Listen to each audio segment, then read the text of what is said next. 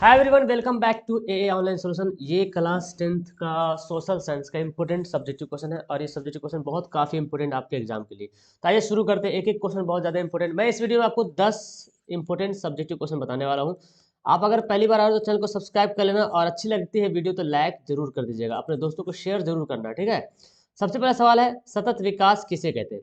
देखिए, सतत का मतलब होता है कंटिन्यू, जो लगातार विकास हो। मतलब इसका ये हुआ। अब देखिए, पहले ना आप लोग होता क्या ना कि क्वेश्चन पढ़ के घबरा जाते, सर इतना लंबा कैसे याद होगा। याद तो पहले करने के छोड़ दीजिए, आप पहले दिमाग में ये बैठाइए कि हमको क्वेश्चन को पढ़ना है और इसके बारे में जानना है। पहली बात तो दिमाग में ये फिट कीजिए कि हमको सतत विकास के बारे में जानना है। इंटरेस्ट पैदा जब तक नहीं कीजिएगा तब क्वेश्चन दिमाग में बातें नहीं आ पाएगी। और वर्ड का भंडारा होना चाहिए आपके पास, मतलब भंडार, वर्ड का जो ना भंडार होना चाहिए दिमाग में, तभी आप इसको पढ़ पाइएगा। तो वर्ड का भंडार कब आएगा, जब पढ़िएगा तब।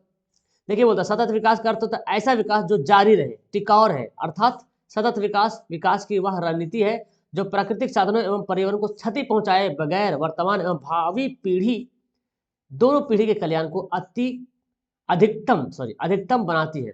अब देखिए, इसका मतलब यह हुआ कि सतत विकास मतलब एक ऐसा विकास हो जो जारी रहे और टिकाऊ भी रहे। मतलब जैसे अभी टिकाऊ है ना, एकदम मतलब बहुत दिन तक चले।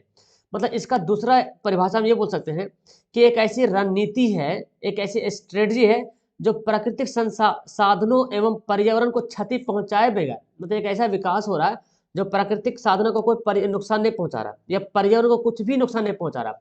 और भावी, वर्तमान तो यूज कर ही रहे हो, भावी पीढ़ी मतलब आने वाली पीढ़ियों के कल्याण को अधिकतम बनाते हैं। मतलब जो आने वाली पीढ़ी है, जो आने वाली नस्ल है, मतलब जैसे किसी ने अगर कोयला का यूज कर रहे हो, ठीक है ना, तो कोयला यूज कर, तो हम कोयला को इस प्रकार यूज करें कि हम तो यूज कर ही रहे हैं, हमारे आने वाले नस्ल भी कोयला का इस्तेमाल कर सके। तो इसका जो विकास होगा इसको बोलेंगे सतत विकास। जैसे गैस है, वन है, पेट्रोलियम है, जल है, सूर्य का प्रकाश है। तो अब देखिए, वुडलैंड आयोग ने सतत विकास के बारे में क्या बताता है। अगर आप यहाँ तक भी लिख दीजिएगा ना आंसर तो चलेगा। अब चाहो तो यहाँ पे जोड़ सकते हो कि वुडलैंड आयोग सतत विकास के बारे में ये बताता है कि विकास की वह प्रक्रिया जिसमें वर्तमान की आवश्यकताएं बिना भावी पीढ़ी की क्षमता योग्यता से समझौता किए पूरी की जा सकती है। समझ में आ रहा कि वर्तमान की सतत विकास वह प्रक्रिया जिसमें वर्तमान की आवश्यकताएं बिना भावी पीढ़ी की क्षमता योग्यता से समझौता किए पूरी की जा सकती है। जैसे कोयला हो, वन हो, पेट्रोल। मतलब कहने मतलब ये बोला ये जा रहा कि आने वाली पीढ़ी को उसके बिना, है ना, हम अभी जो यूज करें ताकि वो हम आने वाली पीढ़ी भी इससे यूज, इस चीज को, इस संसाधन को यूज कर सके। तो वो जो विकास होगा ना उसको बोलेंगे सतत विकास। जैसे आज हम लोग पेट्रोलियम यूज कर रहे हैं, तो ना जाने कई सालों से पेट्रोलियम का यूज होते आ रहा है। तो उस समय से भी सतत विकास लोगों ने ध्यान देते आ रहा, तब तो आज हम लोग यूज कर रहे हैं। अगर सतत विकास का ध्यान नहीं दे होता, वेस्ट यूज करते, तो फिर हम लोग आज यूज नहीं कर पाते, ठीक है ना। तो ये जो विकास चलते आ रहा है इसे बोलते कंटिन्यू, सतत विकास। देखिए, जैसे इंग्लिश में इसको दे दिया सस्टेनेबल डेवलपमेंट। मतलब ये हुआ कि सस्टेनेबल मतलब कंटिन्यू जो विकास होते आ रहा। इंग्लिश वाले नोट कर लेना। आगे है अर्थव्यवस्था से आप क्या समझते हैं। ये तो बड़ा आसान सा सवाल है जी। एक ऐसी अर्थव्यवस्था, एक ऐसा संगठन है या व्यवस्था बोल सकते हैं जिसमें किसी देश या समाज के सदस्य सभी प्रकार के आर्थिक क्रियाओं का संचालन करते हैं। मतलब अर्थव्यवस्था एक ढांचा है, एक व्यवस्था है। और इसके अंतर्गत होता क्या है कि जितने सारे देश में लोग हैं या समाज के लोग हैं ना, वो सब जो है आर्थिक क्रिया मतलब पैसा कमाने वाला काम करते हैं। सिंपल सा फंडा में समझिए कि एक ऐसा काम जिसके, एक ऐसी व्यवस्था, एक ऐसी संगठन, यानी कि एक ऐसा व्यवस्था है अर्थव्यवस्था जिसके अंतर्गत, जिसमें जो है दुनिया, देश की दुनिया के सभी लोग जो है ऐसा काम करते हैं जिससे उसको पैसा कमाए, है ना, जिससे उसे पैसा आए, आर्थिक क्रिया हो। अर्थव्यवस्था से मतलब उन सभी खेतों, कारखानों, दुकानों, खानों, बैंकों, स्कूल, कॉलेज, विद्यालय, अस्पताल आदि से होता है। आप समझ रहे हैं, खेत क्यों यूज करेगा लोग, ताकि पैसा हो। कारखाना क्यों खोलेगा, पैसा के लिए। दुकान क्यों खोलेगा, पैसा के लिए। स्कूल कॉलेज क्यों खोला है, पैसा के लिए। अस्पताल, पैसे के लिए। तो वो जो काम हो रहा है सब के सब जो है अर्थव्यवस्था के अंतर्गत आएगा। और जो लोग को रोजगार प्रदान करता है, तो दूसरा बात तो एक तो पैसा कमाने का है और दूसरा जो है उससे दूसरा लोगों को रोजगार पैदा होता है। जैसे अगर मैंने कारखाना खोले तो मेरे को तो फायदा होगा, लेकिन इसमें जितने लोग काम करेंगे वो भी पैसे के लिए ही काम करेंगे और उनको भी रोजगार मिलेगा, उनको भी फायदा होगा।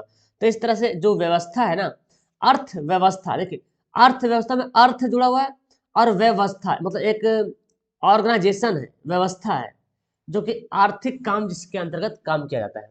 तो दुनिया में जितने सारे काम है लगभग जो काम, वो सब जो है अर्थव्यवस्था के अंतर्गत आता है। जिस काम से पैसा कमाया जाए उसको आप अर्थव्यवस्था के कैटेगरी में रख सकते हो।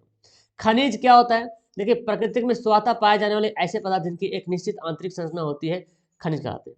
मतलब प्राकृतिक में पाए जाने वाले एक ऐसा पदार्थ जिनकी निश्चित अगर आंतरिक संरचना देखा जाए कि जिसकी एक निश्चित आंतरिक संरचना होती है, जिसको खनिज कहते हैं। अब होता ये का ये कहाँ पाए जाते हैं? ये चट्टान के अयस्क के रूप में पाए जाते हैं। चट्टानों के अयस्क के रूप में पाए जाते हैं। इसकी उत्पत्ति पृथ्वी के अंदर विभिन्न भू वैज्ञानिक प्रक्रियाओं द्वारा होती है। यह एक प्राकृतिक और अनवीकरणीय संसाधन है। जैसे कि हम लोग कोयला यूज करते हैं, लोहा यूज करते हैं, पेट्रोलियम यूज करते हैं, ये सब खनिज के अंतर्गत आएगा, ठीक है ना।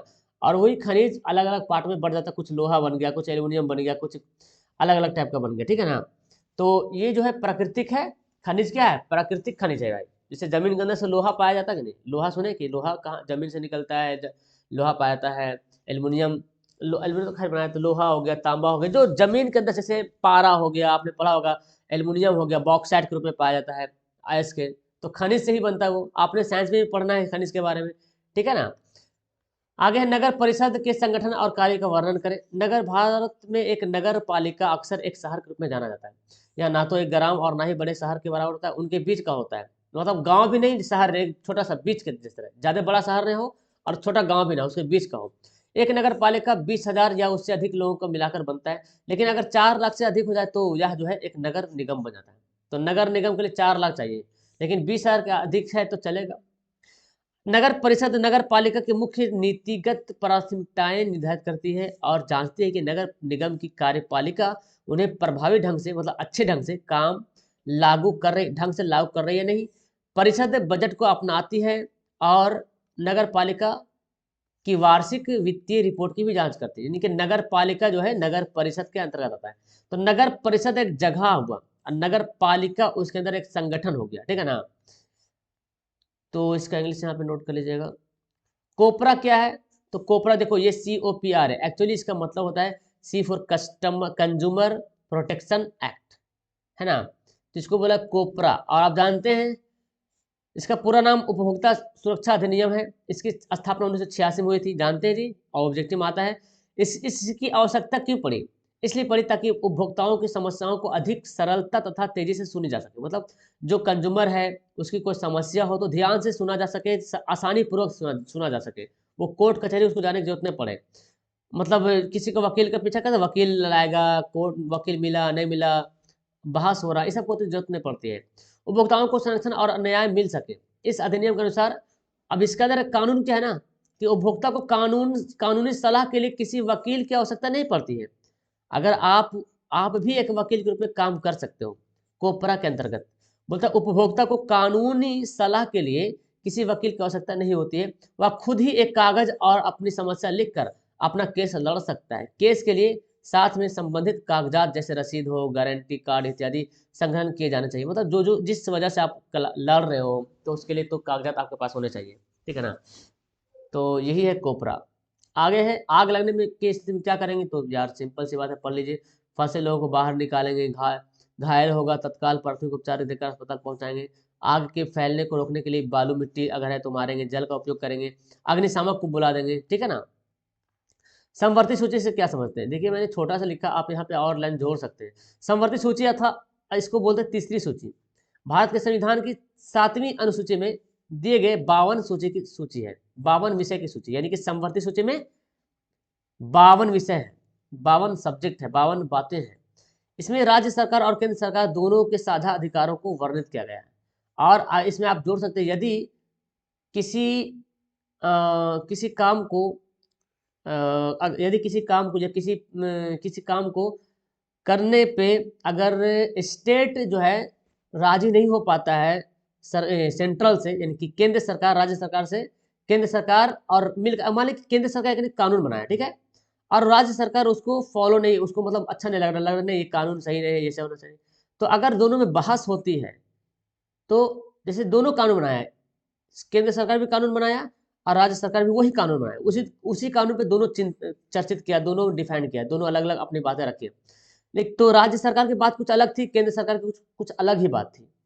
लेकिन अगर दोनों में बहस होता कि नहीं ये सही है ये सही है, तो केंद्र सरकार की बातों को ही माना जाएगा, ठीक है ना। चलिए सवाल है, सलम पद्धति की शुरुआत कैसे हुई। देखिए, छोटे गंदे या अव्यवस्था कर, मतलब जहां पे कोई व्यवस्था ना है, वहां पे जहां फैक्ट्री मजदूर निवास करते हैं, फैक्ट्री में रहने काम करने वाले लोग जो है निवास करते हैं, वैसे ही जगह को बोलते हैं सलम। अब देखिए, औद्योगिकीकरण के फलस्वरूप जब औद्योगिकीकरण हुआ था ना, उसके बाद जो बड़े बड़े कारखाने स्थापित हुए, आपको पता ही है, औद्योगिकीकरण जो होने के बाद जो है बड़े बड़े कारखाने स्थापित हुए। अब जिसमें काम करने के लिए बड़ी संख्या में गांव से मजदूर पहुंचने लगे। अब गांव अभी भी देखते हैं ना, गांव से लोग जाते हैं मुंबई दिल्ली कमाने के लिए। तो जब बड़े बड़े फैक्ट्री स्थापना हुआ, तो गांव से लोग जाने लगे कमाने के लिए, मजदूरी काम करने के लिए, चाहे वो कुछ भी हो, मजदूरी हुआ ना। वहां रहने की कोई व्यवस्था नहीं थी, अब वहां जाकर कहाँ रहेगा भाई। तो शुरू शुरू में जब गया था लोग वहां काम करने के लिए, तो मजदूर कारखाने के निकट रहे, क्योंकि उसको पता है कारखाना मालिक, इसलिए कारखानों के मालिकों ने उनके लिए छोटे छोटे तंग मकान बना दिए। तंग क्या होता है, छोटे छोटे मकान बनवाए। अब देखो, कारखाना का जो मालिक था उसको पता था कि जो मजदूर आया कहाँ रहेगा बेचारा, अभी तो पैसा कमाने आया। तो उस समय उन्होंने कहा कि ना, अपने फैक्ट्री के पास में ही छोटे छोटे मकान बना दिया, जिसको झुग्गी टाइप का बोलते हैं, या छोटे छोटे मकान बना दिया, है ना, ताकि उसमें रहे वो, जिसमें सुविधाएं उपलब्ध नहीं थी। अब भाई उसमें क्या रहेगा, टॉयलेट बाथरूम भी नहीं रहेगा, जाओ जहाँ जाना, तो बड़ा गंदा हो जाता था। इन मकानों में हवा पानी रोशनी तथा साफ सफाई की व्यवस्था भी नहीं थी, इसलिए इस प्रकार औद्योगिकरण के फलस्वरूप जो है सलाम पद्धति शुरुआत हुई। मतलब सलाम पद्धति जैसे एक जस्ट लाइक समझो कि फैक्ट्री है, फैक्ट्री बगल में कुछ लोग रह रहा है। जैसे कि आप इसका एग्जाम्पल ले सकते हो, मुंबई में बहुत जगह ऐसा है जी, फैक्ट्री बगल में लोग रहते हैं, तो इससे होता क्या है, एकदम गंदा जगह होता है। आपने देखा होगा ना, एकदम एकदम गरीब गरीब गरीब क्या होता है यार, दिखता है गरीब है, लेकिन वो बस काम करने के लिए लोग रहते हैं वहाँ पे, ठीक है ना। तो कोई व्यवस्था नहीं रहता है, इस तो गंदगी तो फैलना ही फैलना है फिर।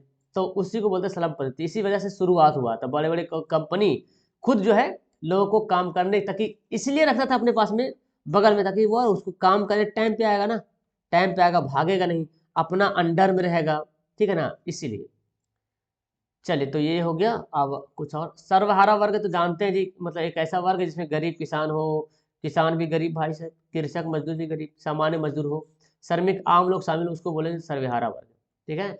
और आखिरी सवाल, स्वराज पार्टी का स्थापना का उद्देश्य क्या था। स्वराज पार्टी का भारत में स्वतंत्रता संग्राम के समय बना, जिसमें स्वतंत्रता संग्राम चल रहा था, 1800 स्वतंत्रता संग्राम। अच्छा, तो स्वतंत्रता संग्राम का समय बना, एक राजनीतिक दल था, एक दल का नाम है स्वराज पार्टी, पार्टी है दल। इस दल की स्थापना 1 जनवरी 1923 को देश बंधु चित्तरंजन दास और मोतीलाल नेहरू ने की थी, ठीक है।